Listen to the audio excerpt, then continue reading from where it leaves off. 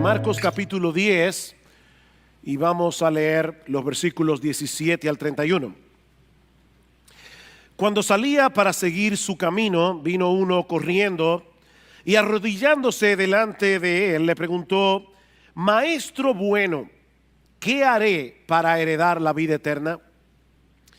Jesús le dijo: ¿por qué me llamas bueno?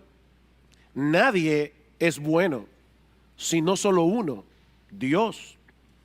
Tú sabes los mandamientos: no mates, no cometas adulterio, no hurtes, no des falso testimonio, no defraudes, honra a tu padre y a tu madre. Y él le dijo: Maestro, todo esto lo he guardado desde mi juventud. Jesús, mirándolo, lo amó y le dijo: una cosa te falta, ve y vende cuanto tienes y da a los pobres y tendrás tesoros en el cielo, y ven y sígueme. Pero él, afligido por estas palabras, se fue triste porque era dueño de muchos bienes. Jesús, mirando en derredor, dijo a sus discípulos: qué difícil será para los que tienen riquezas entrar en el reino de Dios. Y los discípulos se asombraron de sus palabras, pero Jesús, respondiendo de nuevo, les dijo: hijos, qué difícil es entrar en el reino de Dios. Es más fácil que un camello pase por el ojo de una aguja que el que un rico entre en el reino de Dios. Ellos se asombraron aún más, diciendo entre sí: ¿y quién podrá salvarse? Mirándolos, Jesús dijo: para los hombres es imposible, pero no para Dios, porque todas las cosas son posibles para Dios. Entonces Pedro comenzó a decirle: he aquí, nosotros lo hemos dejado todo y te hemos seguido. Jesús dijo: en verdad os digo, no hay nadie que haya dejado casa o hermanos o hermanas o padre o madre o hijos o tierras por causa de mí y por causa del evangelio, que no reciba 100 veces más ahora en este tiempo casas y hermanos y hermanas y madres e hijos y tierras, junto con persecuciones, y en el siglo venidero la vida eterna. Pero muchos primeros serán últimos y los últimos primero. Si hay algo seguro en la vida, es que todos vamos a morir algún día. No sabemos cuándo será, no sabemos en qué circunstancia, pero sí sabemos que la muerte es inevitable. Esto es tan tormentoso que muchas personas prefieren no pensar en eso. Hace unos años atrás salió publicada la noticia de que un grupo de médicos estaba tratando de reducir la tasa de mortalidad. Yo no sé exactamente a qué se referían, porque lo cierto es que la tasa de mortalidad no puede ser reducida. Es de un 100%. Todo el que nace en este mundo morirá. El filósofo y matemático francés Blaise Pascal lo dijo de una manera bastante sombría, pero muy realista. Él decía en uno de sus pensamientos: imaginemos a unos cuantos hombres encadenados y todos ellos condenados a muerte, varios de los cuales son degollados cada día a la vista de los demás, que ven su propia condición en la de sus semejantes y mirándose unos a otros con dolor y sin esperanza aguardan su turno. Esta es la imagen de la condición humana, dice Pascal. Eso no suena muy atractivo, pero es muy realista. Por eso el poeta inglés John Donne dijo aquella famosa frase que luego Hemingway usó en una de sus novelas: no preguntes por quién doblan las campanas doblan por ti. No preguntes por quién doblan las campanas. En los pueblos antes tocaban las campanas cuando había un funeral. Dicen: no preguntes por quién están doblando hoy las campanas doblan por ti. Cada segundo mueren miles de personas y cada una de esas muertes es un aviso de lo que nos espera a cada uno de nosotros, tarde o temprano. Y aunque yo sé que muchos pretenden vivir como si esta vida presente fuera todo lo que hay, Lo cierto es que Dios puso eternidad en nuestro corazón. Dios puso eternidad en nuestro corazón. Es por eso que el hombre es un religioso incurable. El hombre, aún el ateo, el hombre es un religioso incurable. Algo en nuestro interior nos dice que la muerte no es el punto final de nuestra existencia. Hay algo que debemos hacer para prepararnos adecuadamente para enfrentar ese momento cuando llegue. Ahora la pregunta es, ¿cómo podemos estar seguros de que estamos haciendo todo lo que debemos hacer para dar ese viaje del que no hay retorno? ¿Cómo podemos estar seguros de que estamos haciendo todo lo que debemos hacer? Esa fue la inquietud del joven rico. Esa fue la inquietud de este hombre que vino a Jesús y que vamos a estudiar en esta mañana, como les decía, continuando con nuestra serie consecutiva de exposiciones en el Evangelio de Marcos. El Señor había estado por un tiempo en la región llamada Perea, como vimos hace 2 domingos atrás, al otro lado del Jordán, pero ahora se dirige hacia la ciudad de Jerusalén. Eso lo vemos en el versículo 32. Y unos pocos meses más tarde, en la ciudad de Jerusalén, Jesús sería juzgado, Jesús sería condenado a la muerte. Así que nosotros estamos aquí al principio del fin del ministerio de nuestro Señor Jesucristo, cuando de repente llega este joven, que aparentemente está muy turbado por el estado de su alma delante de Dios. Lean una vez más versículo 17. Cuando salía para seguir su camino, vino uno corriendo y arrodillándose delante de él le preguntó: Maestro bueno, ¿qué haré para heredar la vida eterna? Un joven rico, dice Marcos. Lucas, en el relato paralelo, nos dice que este hombre era muy rico y que era un hombre prominente. De hecho, la palabra que Lucas usa es gobernante. Este hombre era un personaje en el pueblo de Israel. Probablemente era miembro del Sanedrín, una de las instituciones más emblemáticas, más prestigiosas de la nación de Israel en los días de Jesús. Así que este individuo había tenido bastante éxito en la vida. Era joven, era rico, era influyente. Y por si todo esto fuera poco, era una persona bastante moral, era una persona religiosa, como vemos en el resto de la historia. Por eso alguien decía que este es el tipo de joven que todo padre quisiera para su hija. Sin embargo, la historia revela que este joven tenía una inquietud tan grande en su corazón que Marcos nos dice que él vino corriendo al Señor Jesucristo. Hay detalles aquí que no debemos pasar por alto. En el tiempo de Jesús, la gente de prestigio no corría. Eso estaba fuera de la ética social. Pero este joven estaba tan inquieto que viene corriendo delante del Señor y dice que hincando las rodillas delante de él le preguntó: Maestro bueno, ¿qué haré para heredar la vida eterna? ¿Qué pregunta? En otras palabras, maestro, ¿cómo yo puedo estar seguro de que yo estoy haciendo todas las cosas que yo debo hacer para ir al cielo? Lo tenía casi todo, pero había una duda en su corazón que no lo dejaba vivir en paz. Una pequeña duda, una gran duda. Esto no es para hacer chistes, pero me vino a la mente algo que vi hace unos años atrás en una viñeta de esa que salen en los periódicos. Había un individuo en el desierto muriéndose de sed y habían 2 manantiales de agua al lado y un letrero que decía: cuidado, agua venenosa, y en el otro decía: esta agua es potable, y otro letrero que decía: o será al revés.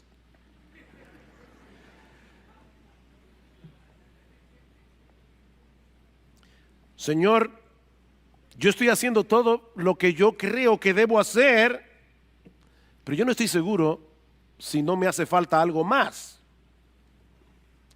Y yo confío en lo que tú me vas a decir. Dime qué tú crees que me falta para yo tener vida eterna. Ahora, hermanos, piensen en esto por un momento. Ese es el sueño de todo cristiano, que alguien venga a ti y te pregunte, dime qué yo debo hacer para ser salvo.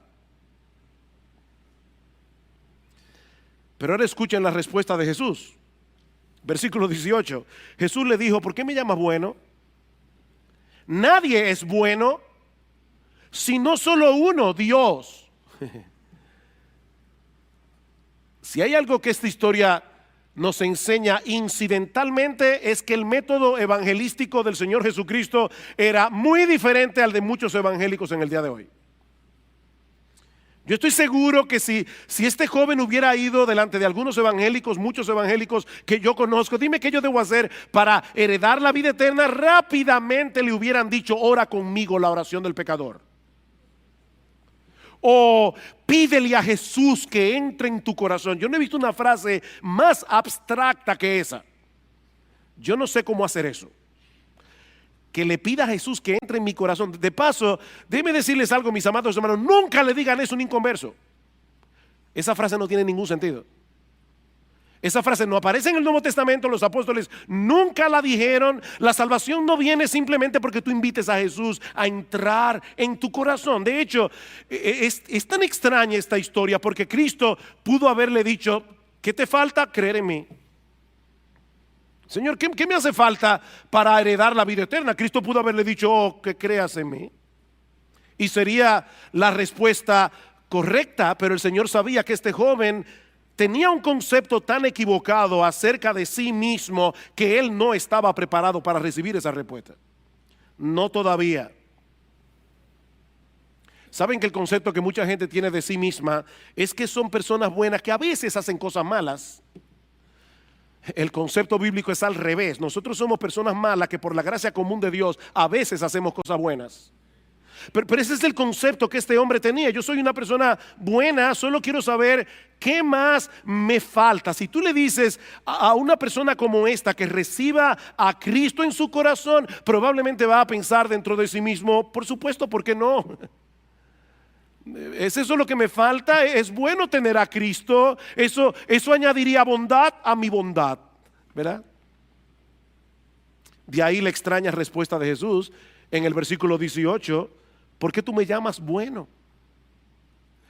En otras palabras, tú vienes a mí como si yo fuera un maestro común y corriente. Tú vienes a mí como si yo fuera un hombre, igual que tú, solo que con más sabiduría que tú. Ahora, si eso es lo que tú piensas de mí, ¿por qué me llamas bueno? Porque en el mundo entero hay una sola persona que merece ese calificativo y no eres tú, es Dios. Hay uno solo que es bueno. Jesús no está ni negando ni afirmando que Él sea Dios en este pasaje. Ese no es el foco primario de atención aquí. Él simplemente quiere hacerle ver a este joven lo equivocado que él estaba cuando él creía de sí mismo que él era bueno. Porque lo cierto es que en el mundo entero no hay nadie, absolutamente nadie, que sea bueno. Dice Pablo en Romanos capítulo 3 versículo 10, todos se desviaron, a una se hicieron inútiles todos, no hay quien haga lo bueno, no hay ni siquiera uno.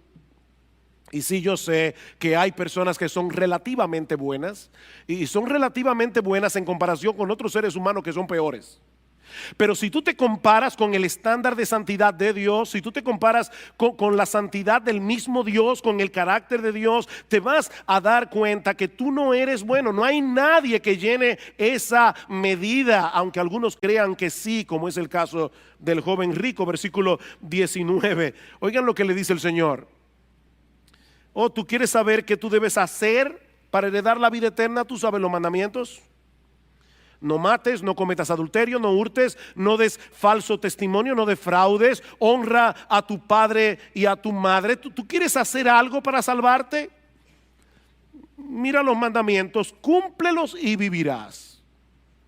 Ahora, pregunta, ¿está enseñando Jesús aquí en este pasaje que la salvación es por obras, que la salvación es por obedecer los 10 mandamientos? Por supuesto que no. De hecho, no voy a entrar en esto ahora, pero si ustedes van al capítulo 18 de Lucas, que es donde está el texto paralelo de Marcos capítulo 10, verán que inmediatamente antes de este relato encontramos la parábola del fariseo y el publicano. O sea que esa parábola está en el trasfondo de esta historia.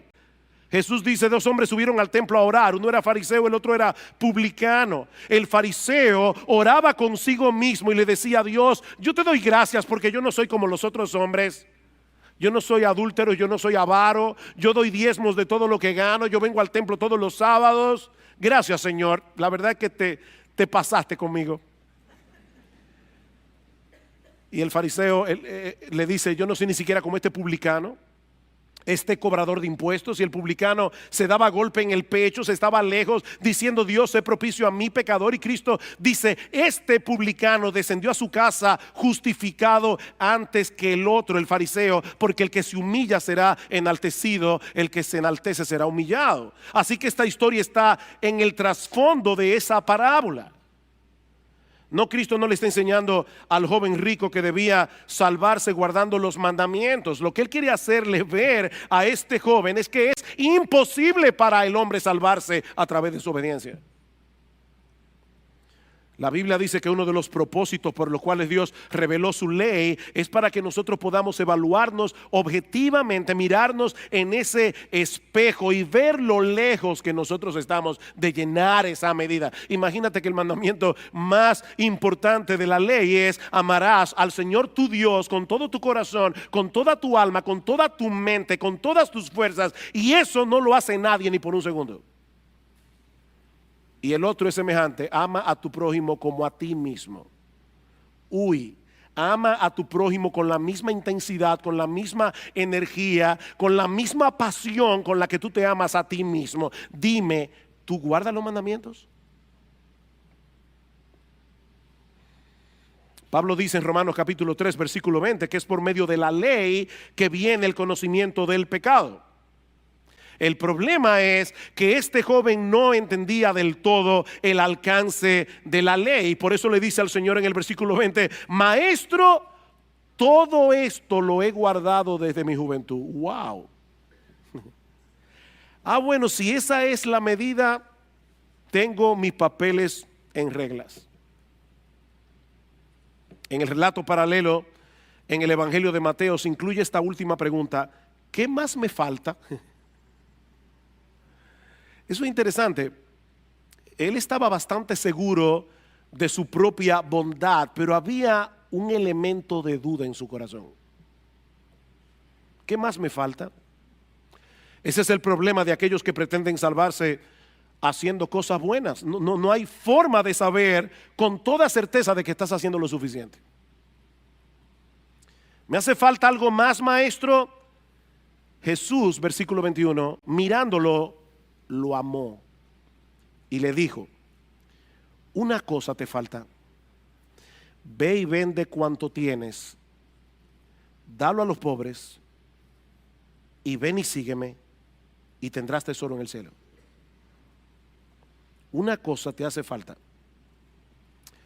Hermanos, ¿qué reacción la de Cristo? Esto fue leccionador para mí. Jesús no reaccionó airado diciéndole: pero qué mentiroso y soberbio eres.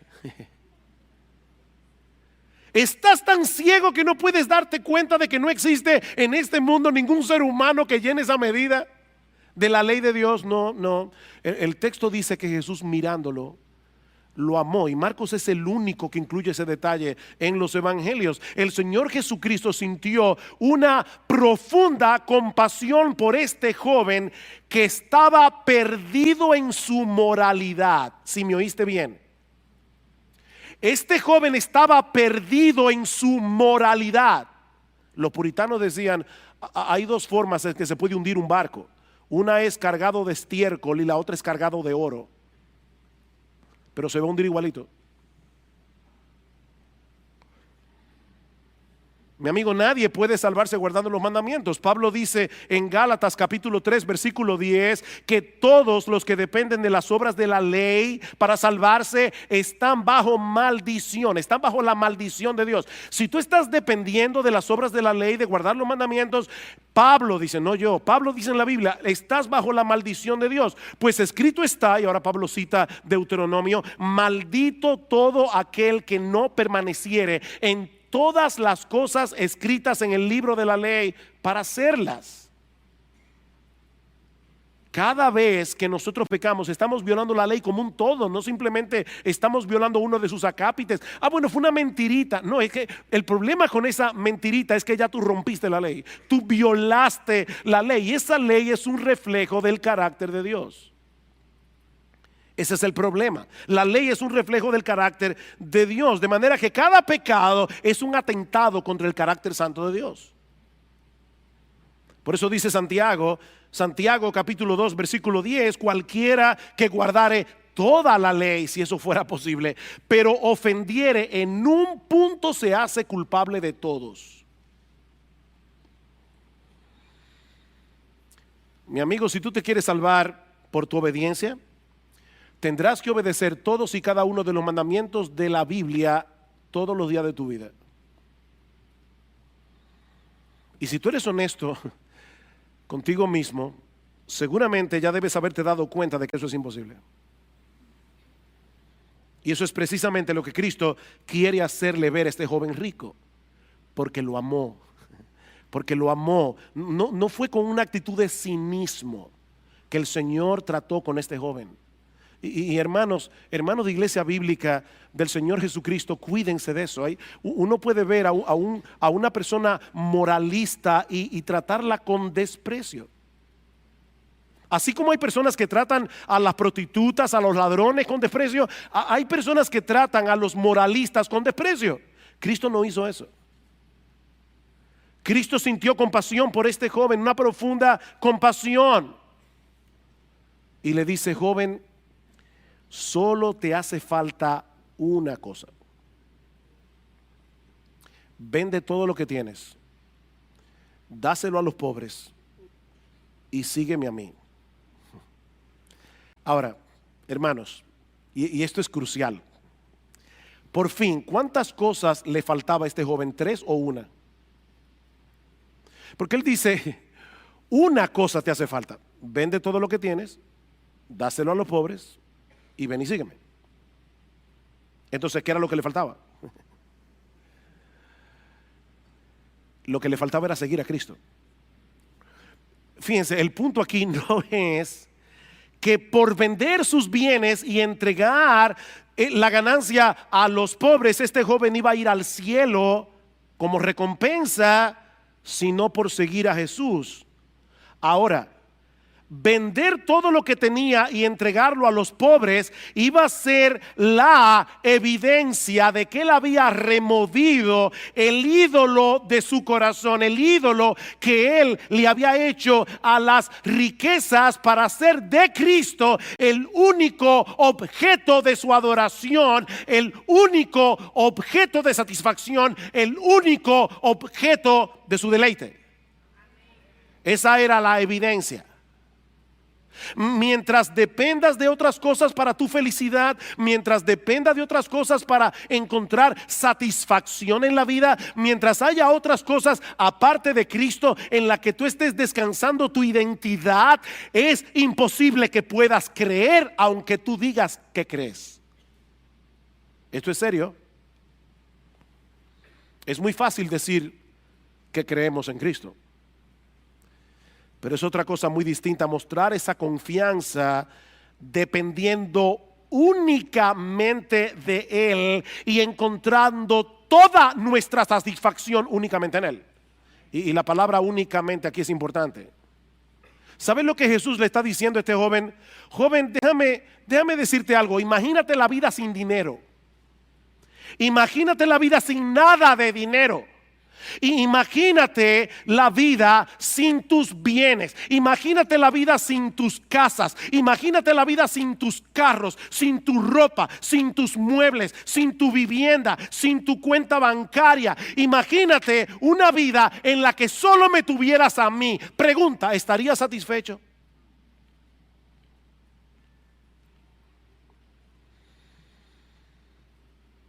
¿Saben lo que Jesús está haciendo aquí? Es una cirugía de corazón abierto.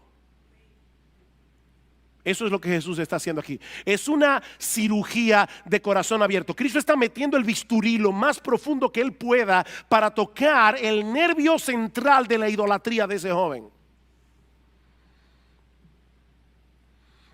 ¿Saben cuántas personas hay en el mundo que creen, pero en realidad no creen? O sea, personas que tienen a Cristo como un adorno más. Es un adorno en el contexto de su vida decente, en el contexto de su vida religiosa, pero Cristo no es su todo. Y déjame decirte algo, mi amigo. Si Cristo no es todo para ti, Él no es nada para ti. Cristo no es un adorno. Es por eso que Jesús dice en Lucas capítulo 14 versículo 33 que el que no renuncia a todo lo que posee no puede ser su discípulo. Punto. El que no renuncia a todo lo que posee no puede ser mi discípulo. Es imposible seguir aferrado a todas esas cosas y al mismo tiempo tratar de aferrarte a Jesús. Eso no se puede. Tienes que soltar todo lo demás antes de que puedas aferrarte a Él de todo corazón. Él no es un adorno religioso. Si no lo es todo, entonces no es nada. Pastor, ¿significa eso que todos los cristianos tienen que ser pobres? No. En la Biblia nosotros encontramos varios personajes que eran muy ricos y muy piadosos. Abraham era muy rico, Job era muy rico. Pero a la hora de la prueba ellos demostraron que Dios era su todo. Ustedes recuerdan cuando Dios le dijo a Abraham: Abraham, vete al monte Moría, llévate a tu hijo Isaac, a ese adolescente que habías esperado por más de 25 años, y ofrécemelo a mí como un sacrificio. ¿Qué hizo Abraham? Fue al monte, al lugar donde Dios le dijo, e iba a degollar a su hijo. Y por supuesto Dios no se lo permitió. Pero Abraham demostró allí que él no idolatraba a su hijo. Dios era su todo, no su hijo. Lamentablemente este joven no pasó la prueba. En aquel momento crucial de su vida quedó evidenciado claramente quién era realmente su Dios. Versículo 22. Pero él, afligido por estas palabras, se fue triste, porque era dueño de muchos bienes. ¿Ven el contraste?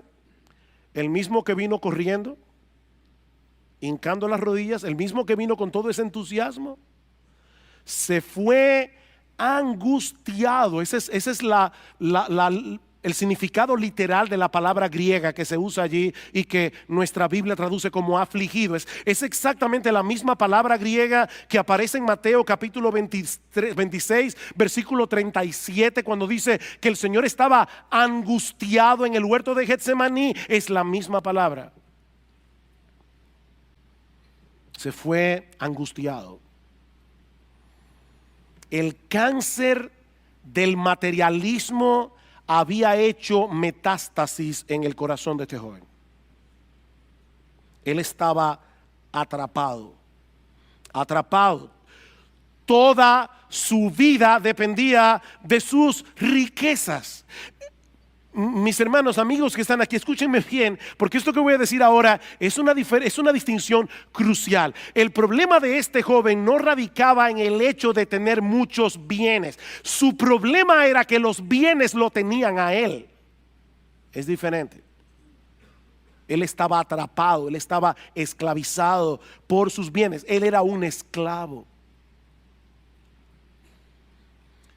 Y nadie que no esté dispuesto a renunciar a esa esclavitud puede abrazar a Cristo de todo corazón. Nadie puede abrazar a Cristo de todo corazón mientras no esté dispuesto a soltar esa soga.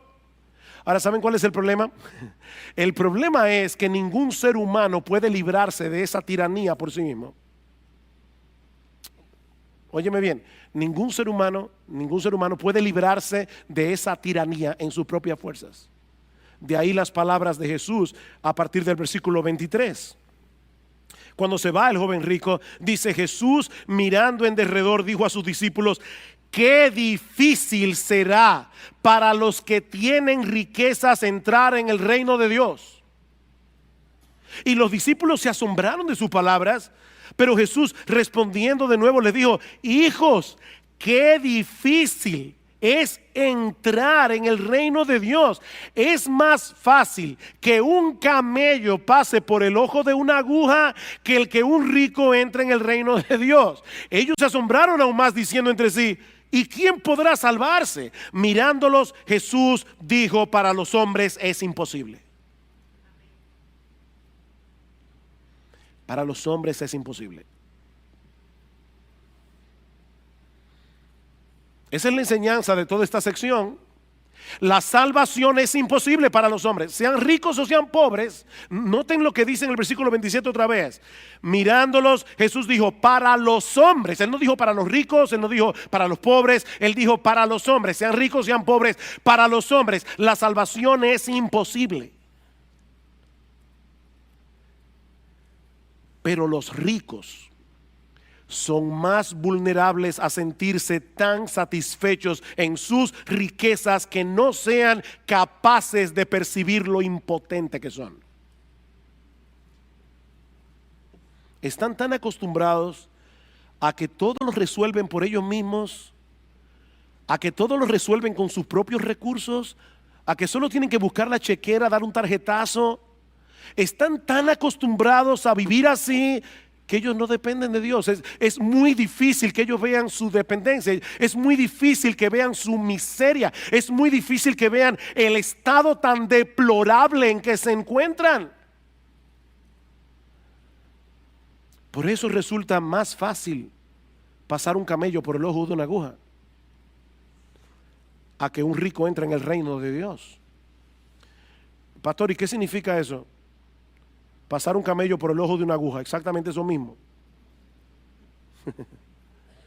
Exactamente eso mismo. Esa era una frase coloquial que se usaba en aquellos días para señalar algo que es imposible. Es como los gringos tienen una frase en inglés que yo no sé si se usa en español, pero ellos dicen: cuando a las ranas les salgan pelos. O sea, nunca. La misma posibilidad que hay de que a una rana le salgan pelos, o de que tú entres un camello por el ojo de una aguja, es la posibilidad que hay de que un rico entre al reino de Dios. Es absolutamente imposible que un camello pase por el ojo de una aguja, y así también es imposible para el hombre salvarse en sus propias fuerzas, y mucho menos alguien que se siente tan satisfecho por todo lo que tiene. Es imposible. Las riquezas pueden ser un gran problema, pueden ser un gran obstáculo, y pueden impedir a los hombres que vengan a Cristo con humildad, que vengan a Cristo con ese sentido de dependencia del que hablábamos el domingo pasado. ¿Recuerdan cuando estudiamos el texto de los niños que dice: dejad a los niños, venid a mí, porque de los que son como ellos es el reino de los cielos? Dice Cristo en el versículo 15 de Mateo 10 que estudiamos la semana pasada. Dice el Señor aquí: en verdad os digo, el que no reciba el reino de Dios como un niño no entrará en él. Con ese mismo sentido de dependencia, con ese mismo sentido de humillación que tienen los niños. Ahora, esto fue chocante para los discípulos. ¿Se dieron cuenta? 2 veces dice que ellos se asombraron. Y le preguntan al Señor: entonces, ¿quién podrá salvarse?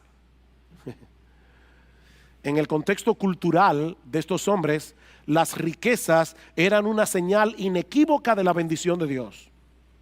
Si tú eras rico es porque definitivamente el favor de Dios estaba sobre ti. Esa era la mentalidad de los apóstoles. De ahí el asombro. Si resulta más fácil pasar un camello por el ojo de una aguja que el hecho de que un rico pueda entrar en el reino de Dios, entonces ¿quién podrá salvarse? Y la respuesta de Cristo es contundente: nadie. ¿Oíste bien? ¿Quién podrá salvarse? Nadie. para los hombres es imposible. No podemos cambiarnos a nosotros mismos. No podemos limpiarnos de nuestros pecados. No podemos disponer nuestro propio corazón para amar a Dios, para amar su gloria por encima de todo, aún amar a Dios y su gloria más que tu propia vida. Tú no puedes hacer eso por ti mismo. Eso es imposible. Estamos encadenados, condenados a ser unos esclavos miserables, a menos que un poder superior intervenga a nuestro favor. Y eso nos lleva a la segunda enseñanza de este pasaje. La salvación solo es posible para Dios a través de la persona de Cristo. La salvación es imposible para los hombres, la salvación solo es posible para Dios. Vean una vez más el versículo 27. Mirándolos, Jesús dijo: para los hombres es imposible, pero no para Dios, porque todas las cosas son posibles para Dios. Hay esperanza para el hombre porque Dios es todopoderoso. Hay esperanza para el hombre porque Dios puede vencer la obstinación de tu corazón. Dios puede destruir nuestra idolatría. Y es extremadamente importante resaltar esto, porque así como hay muchas personas que creen que no necesitan a Cristo para ser salvos, hay otras personas que tampoco vienen a Cristo porque desconfían de sí mismos. Y yo he visto personas así. Yo no voy a poder vivir la vida cristiana, así que mejor ni lo intento. Yo no voy a poder, eso es demasiado para mí. ¿Sabes cuál es la respuesta de la Biblia? Claro que no vas a poder. Claro que no vas a poder hacerlo en tus propias fuerzas. La salvación es imposible para los hombres, pero no es imposible para Dios. Mi amigo, tú no puedes por ti mismo romper las cadenas que te mantienen esclavizado al mundo, esclavizado al pecado. Tú no puedes, pero Dios puede. Y aun si tú vienes a Cristo en arrepentimiento y fe y te conviertes en cristiano, no vas a poder vivir la vida cristiana dependiendo de ti mismo. No vas a poder. Pero Dios es todopoderoso. Dios es todopoderoso y él puede transformar el corazón de los hombres, como de hecho lo hizo con los apóstoles. Noten el versículo 28. Entonces Pedro, siempre Pedro, entonces Pedro comenzó a decirle: he aquí, nosotros lo hemos dejado todo y te hemos seguido. Honestamente, yo no sé qué había en la mente de Pedro. Yo no sé si él está diciendo: Señor, yo no entiendo, porque tú dices que nadie puede hacer eso, pero eso fue lo que nosotros hicimos. Nosotros lo hemos dejado todo y te hemos seguido. Yo no sé si Pedro, en un arrebato de orgullo, se estaba comparando aquí con el joven rico. Honestamente no lo sé. Y de paso, hermanos, yo no sé de verdad si Pedro aquí se estaba envaneciendo, pero cuidado tú, creyente, con envanecerte. Porque si tú te convertiste al Señor, no fue por tu propia fuerza, no es porque tú eras mejor que aquel amigo tuyo al que también le predicaron el evangelio y no se ha convertido. La salvación es por gracia y depende de Dios.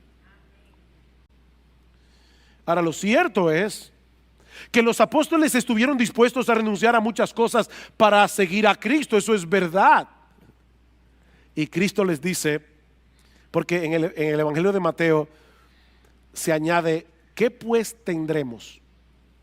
O sea, Pedro dice: nosotros le hemos dejado todo, te hemos seguido, ¿qué pues tendremos? Y Jesús le dice en el versículo 29, Jesús dijo: en verdad os digo, no hay nadie que haya dejado casa, su hermano, su hermana, su madre o padre o hijos o tierras por causa de mí y por causa del evangelio, que no reciba 100 veces más ahora en este tiempo casas y hermanos y hermanas y madres e hijos y tierras junto con persecuciones. Qué realista. Y en el siglo venidero la vida eterna. Este es uno de los textos favoritos de los evangelistas de la prosperidad. Honestamente me da náuseas cada vez que yo oigo a una persona desde el púlpito diciéndole a una persona: ven a Cristo y todos tus problemas se van a solucionar, ven a Cristo y tú vas a ser rico y vas a tener una buena casa y vas a tener un mejor sueldo y vas a tener salud. Es una maravilla tener a Cristo. Eso es un mensaje diabólico, infernal y nauseabundo, porque eso no es verdad. No, yo no creo que eso sea lo que el Señor esté diciendo aquí. Más bien, yo creo que Él está reiterando lo que Él había dicho anteriormente, que es imposible seguirlo a Él sin estar dispuesto a renunciar a todo, incluyendo la familia. ¿Se dieron cuenta? Ninguno, vayan otra vez, no hay nadie que haya dejado casa, hermanos, hermanas, madres o padres o hijos o tierras por causa de mí, del evangelio. Aquí hay individuos que han tomado una decisión, la decisión de dejar todo atrás para seguir a Jesús. No importa las consecuencias. Y de paso, no es que el cristiano se vuelva un pesado con la familia, no es que el cristiano se olvide de la familia. No, lo que Cristo está diciendo, óyeme bien, es muy probable que si tú decides seguirme a mí, tu familia te aborrezca por causa de tu fe. Es muy probable que eso pase. Y de hecho, el mismo Cristo dijo en Mateo capítulo 10, versículo 34, no penséis que he venido para traer paz a la tierra, no he venido para traer paz, sino espada, porque he venido para poner en disensión al hombre contra su padre, a la hija contra su madre, a la nuera contra su suegra. Y yo sé que algunos dirán, pero eso ya todo el mundo lo sabe. No, a la nuera contra su suegra por causa de la fe, no porque la suegra se mete. O sea, dice, a la hija contra su madre, a la nuera contra su suegra, y los enemigos del hombre serán los de su propia casa, dice Jesús. El que ama a padre o madre más que a mí no es digno de mí. El que ama a hijo o hija más que a mí no es digno de mí. El que no toma su cruz y sigue en pos de mí no es digno de mí. El que haya su vida la perderá, y el que pierda su vida por causa de mí la hallará. Definitivamente Cristo no se andaba con medias tintas. De nuevo, óyeme bien, le dice Jesús, conmigo es todo o nada. Yo no soy plato de segunda mesa, yo no soy un adorno religioso. Conmigo es todo o nada. Si yo no soy todo para ti, yo no soy nada para ti. El que no está dispuesto a pagar ese precio por causa de Cristo y por causa del evangelio, como dice en el versículo 29, no puede ser cristiano. El problema es que todos nosotros somos demasiado débiles para hacer algo así, a menos que vengamos a Cristo en dependencia de Cristo. Tenemos que venir a Cristo en dependencia de Cristo. Para los hombres es imposible, pero hay esperanza para ti a pesar de tu impotencia, porque lo que es imposible para los hombres no es imposible para Dios. La salvación está disponible para toda clase de hombres, porque Dios es todopoderoso. Dios es todopoderoso, su poder no tiene límites, todas las cosas son posibles para Él, dice el Señor. Fue Dios el que proveyó el remedio a través de la persona y la obra de Cristo. Cristo murió en una cruz para pagar mi deuda delante del Padre. Es Dios el que abre nuestros ojos para que veamos la terrible condición en que nos encontramos, la necesidad que tenemos de ser salvos. Es Dios el que inclina nuestra voluntad para que abracemos por fe y de todo corazón lo que Cristo ofrece. Pero eres tú el que tienes que venir en dependencia de Él. La salvación es por gracia, dice Pablo en Efesios capítulo 2, por medio de la fe. Esto no de vosotros, dice la Biblia, es un don de Dios, es un regalo de Dios, no es por obras para que nadie se gloríe. Este es el punto focal del evangelio, la total impotencia del hombre contrastada con el absoluto poder de Dios.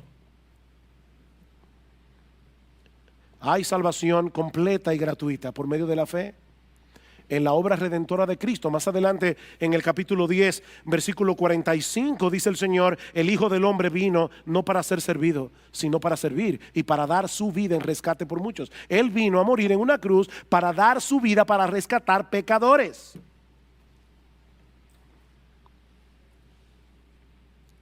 Y es precisamente a través de la proclamación de ese mensaje del evangelio, y por eso estamos predicando hoy aquí, que el poder de Dios se manifiesta para salvación mientras llamamos a los hombres a la fe y al arrepentimiento. Mi amigo, si tú vienes a Cristo, vas a perderlo todo y vas a ganarlo todo. Vas a perderlo todo, vas a ganarlo todo. Eso es lo que dice el versículo 29. No hay nadie que haya dejado casa o hermanos o hermanas o madre o padre o hijos o tierras por causa de mí y por causa del evangelio, que no reciba 100 veces más ahora en este tiempo casas y hermanos y hermanas y madres e hijos y tierras junto con persecuciones y en el siglo venidero la vida eterna.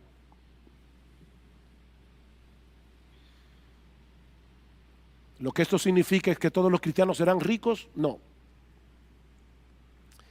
No, yo creo que esta promesa implica dos cosas. Por un lado, que todos los creyentes vienen a formar parte de una gran familia que va a suplir por mucho lo que tú pierdas de tu familia terrenal. Eso es lo que Cristo está diciendo. Si hay algo que a mi esposa y a mí nos maravilla cada vez que viajamos a otros lugares, es que llegamos a un sitio nuevo, conocemos hermanos en Cristo que no conocíamos y al minuto ya somos familia. Y están dispuestos a servirnos, simplemente porque somos cristianos. Hay una familia de la fe en el mundo entero. Eso es impresionante. Pero por el otro lado, y esto que voy a decir ahora es muy sensible, yo creo que John Piper tiene razón cuando dice que hay algunos cristianos que por diversas circunstancias no están rodeados de muchos creyentes. Y él pone el caso particular de los misioneros. Misioneros que son desarraigados de su país, de su familia, y van lejísimo a predicar el evangelio a lugares extraños. Cuando mi esposo y yo estuvimos visitando a nuestra hija en el mes de mayo, ella nos hablaba de eso, nos decía, esto es difícil, lo más difícil es ese sentido de desarraigue, tú no perteneces a ningún lugar. Y nuestra hija nos decía, y es lo que yo creo que está envuelto en todo esto, ella decía, yo me he dado cuenta que mi hogar está donde esté Cristo. Mi hogar está donde está Cristo. Y yo creo que probablemente lo que el Señor está diciendo allí es a esas personas que están solas en lugares donde no hay casi cristianos. Dice, aún así, si tú lo pierdes todo por causa mía, lo que vas a obtener por el hecho de tenerme a mí será infinitamente más satisfactorio que cualquier cosa de este mundo que tú hayas podido perder. Tú tendrás en mí 100 veces más. Amor incondicional. El amor incondicional de Cristo suplirá 100 veces más el amor de hermanos, hermanas, padres, hijos, tierras, todo. Él será tu hogar y será 1000 veces mejor que el hogar que tú hayas perdido por causa de Él. Cristo es mejor. Y cuando te toque partir de este mundo, como decíamos al principio, cuando te toque partir de este mundo, disfrutarás de una incomparablemente deleitosa comunión con Él por los siglos de los siglos. Es de esa vida eterna que el Señor habla aquí en el versículo 30. Por eso es que Pablo dice en Romanos capítulo 8 versículo 18, estoy seguro, tengo por cierto que las aflicciones de este tiempo presente no se pueden comparar con la gloria venidera que en nosotros ha de manifestarse cuando Jesucristo nuestro Salvador regrese en gloria.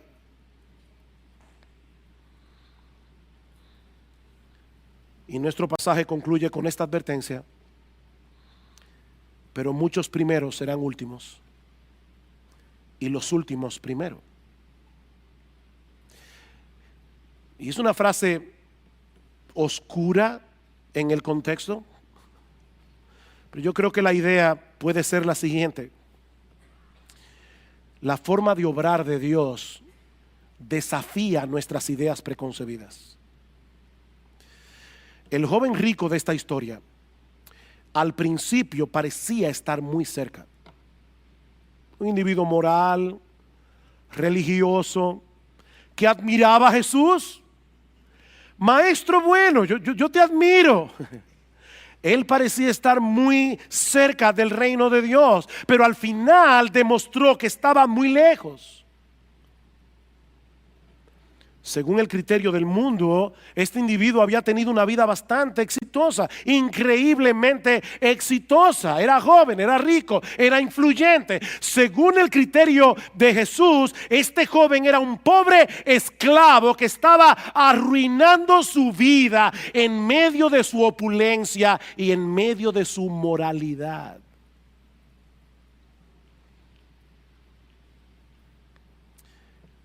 Hermanos, tenemos que aprender a evaluar las cosas con el criterio de Dios, no con el criterio del mundo. De este lado de la eternidad, el mundo celebra las riquezas, celebra la popularidad, celebra la belleza física, y debo decir que no hay nada de malo ni en el hecho de ser rico, ni en el hecho de ser bien parecido, ni en el hecho de tener, de ser popular. Pero déjame decirte algo, mi amigo, si eso es todo lo que tú tienes, tú no tienes absolutamente nada que tenga valor permanente. Nada. Tú no tienes nada. Tenerlo todo sin tener a Cristo es tener una existencia miserable aquí y ahora, y una pérdida total cuando traspases esa línea que separa el tiempo de la eternidad. Tener a Cristo es tenerlo todo, aunque no tengas nada más.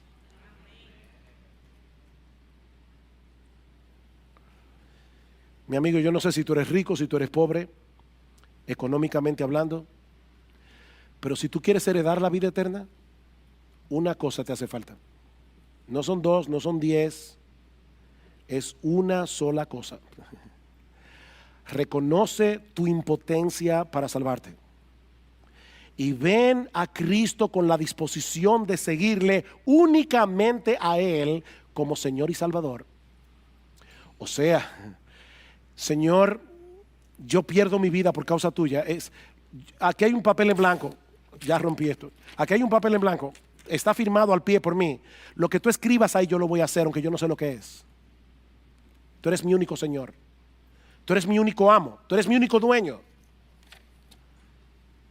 Ven a Cristo. Ven a Cristo y sométete a Él como tu único Señor, como tu único Salvador. Señor, yo no confío en mis buenas obras, yo no confío en mi religión, yo no confío en que soy mejor que aquel. Mi única esperanza es que tú moriste por mí en la cruz del Calvario. Es mi única esperanza. Yo no confío en nada más que en ti. Mi amigo, no pretendas hacer en tus propias fuerzas lo que solo Dios puede hacer por ti. La salvación es imposible para los hombres. Es imposible. Tú no puedes pagar tu deuda con la justicia de Dios por causa de tus pecados. Tú no puedes cambiar por ti solo la inclinación de tu corazón. Tú necesitas la justicia de otro, Jesús, que sea puesta en tu cuenta por medio de la fe. Esa es la única justicia que Dios acepta como buena y válida. Yo sé que todos ustedes aquí han jugado Monopolio alguna vez. Si tú vas al banco con dinero de Monopolio, queriendo abrir una cuenta, van a llamar a un psiquiatra, porque es dinero falso. Óyeme bien, todas tus buenas obras son dinero de Monopolio en la presencia de Dios. No valen nada. La única moneda que circula en el cielo es la justicia de Jesús. La única moneda que circula en el cielo es la justicia de Jesús. Y mi llamado en esta mañana es: ven a Cristo, confiésale tus pecados, confiésale incluso la dureza de tu corazón. Mi esposo y yo hablábamos con una joven esta semana y ella nos decía: yo no quiero a Dios, yo odio a Dios. Así mismo. Yo le dije: mira, ¿sabes qué? Díselo a Dios. Díselo a Dios. Confiésale a Dios tu amor al mundo. Confiésale a Dios cómo le has desechado. Confiésale a Dios cómo has cambiado a Él por aquello que no aprovecha, y pídele que transforme tu corazón. Pídele que te dé la gracia de la fe y del arrepentimiento. Pídele que te libere de la esclavitud y de la tiranía del pecado. Lleva tu causa delante de Él, porque solo Él te puede salvar. Quiere el Señor que al final de tu historia no seas como este joven rico. que se presentó delante de Cristo con tanto entusiasmo y finalmente se alejó de Él tan angustiado. Es mi oración que muchos aquí hoy puedan regresar a sus casas llenos de gozo, habiendo encontrado en Cristo el Salvador que sus almas necesitan, habiendo encontrado en Cristo el perdón de todos sus pecados, habiendo encontrado en Cristo gratuitamente, por gracia, por medio de la fe, el regalo de la vida eterna.